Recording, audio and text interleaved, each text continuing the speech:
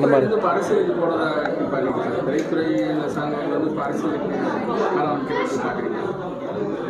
அரசியல் பேச வேணாம்னு நினச்சேன் சார். இன்னைக்கு இந்த நிலைமையை இன்னைக்கு இருக்கிற சூழ்நிலையை பார்த்தா திரைத்துறையில் அரசியலுக்கு வந்ததில் நான் தான் சீனியர்னு நினைக்கிறேன். நான் தான் மேபி எனக்கு முன்னாடி இருந்தவங்களாம் சில பேர் தவறிட்டாங்க, சில பேர் இருக்கலாம், விலகி இருக்கலாம். நான் விலகி இருக்கிறதுக்கு பல காரணங்கள் இருக்குது. சில காரணங்கள் உங்களுக்கும் தெரியும். அதனால் வர்றவங்களுக்கு என்னோட மனமார்ந்த வாழ்த்துக்கள். சார், இப்போ விஜய் ஒரு மாணவர்களுக்கு அதிக மதிப்பெண் எடுத்தவங்களுக்கு வைர மோதிரம் இதெல்லாம் கொடுத்தாங்க. அதை எப்படி பார்க்குறீங்க? அதே ஸ்டேஜில் சொல்லியிருக்காரு பல அரசியல், அதாவது பல தலைவருக்கு அரசியலுக்கு மட்டும்தான் பொதுவாக எல்லாத்தையும் சொல்லியிருக்காரு. அதை எப்படி இல்லை, அவருடைய பேட்டியை நான் ஃபுல்லாக பார்த்தேன். என்னுடைய நண்பர் தான் விஜய் அவர்கள். அவர் வருவதும் வராதும் நான் முதலே சொல்லியிருக்கேன். அவரோட விருப்பம். வந்தால் அவருக்கு என் மனமார்ந்த வாழ்த்துக்கள். வரலனாலும் நடிகராக என் நண்பராக இருப்பார், என்னுடைய நல்ல நல்ல நண்பராக இருப்பார். ஸோ எனக்கு என்னென்னா, அவர் நேற்று சொன்ன கருத்தில் அது அவருடைய எந்த இடத்துக்கு போகிறாருன்றதுக்காக அவர் பேசின விஷயமா இருக்கும். சில விஷயங்கள் நான் தவிர்க்க விரும்புகிறேங்க. நான் அரசியல் பேச விரும்பலை. நான் நிறைய பேசுவேன். முதல்லலாம் நான் அரசியலை தினம் பார்த்துட்டு என் கூட இருக்கிற மாவட்ட செயலாளருக்கே நான் இது நடந்தது, நீ நடந்திருக்கு பாருங்கன்னு சொல்லுவேன். ஏன்னா ஒரு 1/2 hour நடந்த விஷயமா இருக்கும். 7 மணிக்கு நியூஸ் வரும். அப்போ 7 மணிக்கு தான் அவர் ஜேர்னியில் வந்திருப்பார். அவருக்கு தெரியாமல் இருந்திருக்கும். 7:30 8 மணிக்கு நான் மேடைக்கு போகிறப்போ நானே சொல்லியிருக்கேன். ஸோ அதனால் இப்போ நிறைய ஸ்டோரேஜ் ஆகி இங்கே வரைக்கும் எனக்கு தலைக்கு மேலே போயிடுச்சு.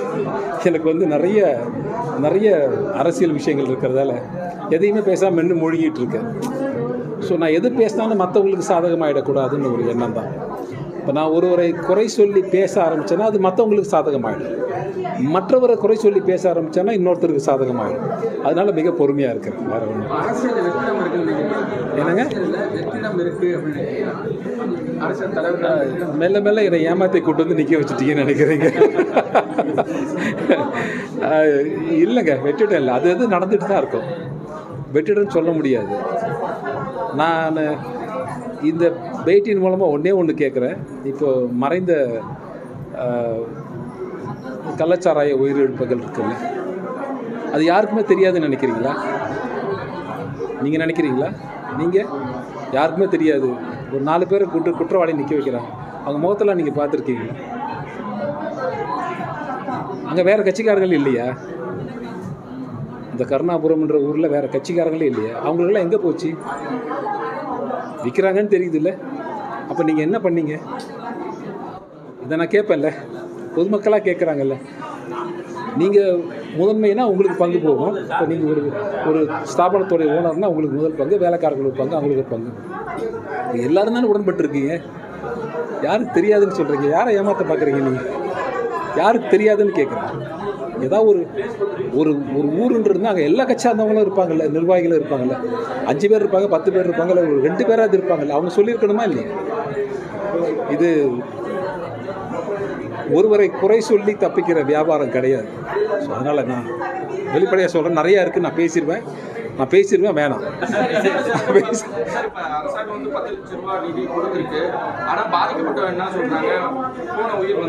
சாரிங்க, no comments. Thank you very much. ரொம்ப நன்றிங்க, ரொம்ப நன்றி. நான் நிறையா பேசுவேன். நான் சொன்ன தலைக்கு மேலே இருக்குது. எனக்கு இப்போ இங்கே வரைக்கும் இருக்குது. நான் பேசுவது மற்றவருக்கு சாதகமாக மாறிவிடக்கூடாது என்பதற்காக நான் பேசாமல் இருக்கேன். சொல்லு. 2026 அரசியலுக்கு விஜய் வரது எந்த அளவுக்கு மாற்றத்தை ஏற்படுத்தும்? முதல்ல அவர் வரட்டும், பார்க்கலாம். அவர் கட்சி ஆரம்பிச்சிருக்கார், வரான்னு சொல்லிட்டு பார்க்கலாம். ரொம்ப நன்றி.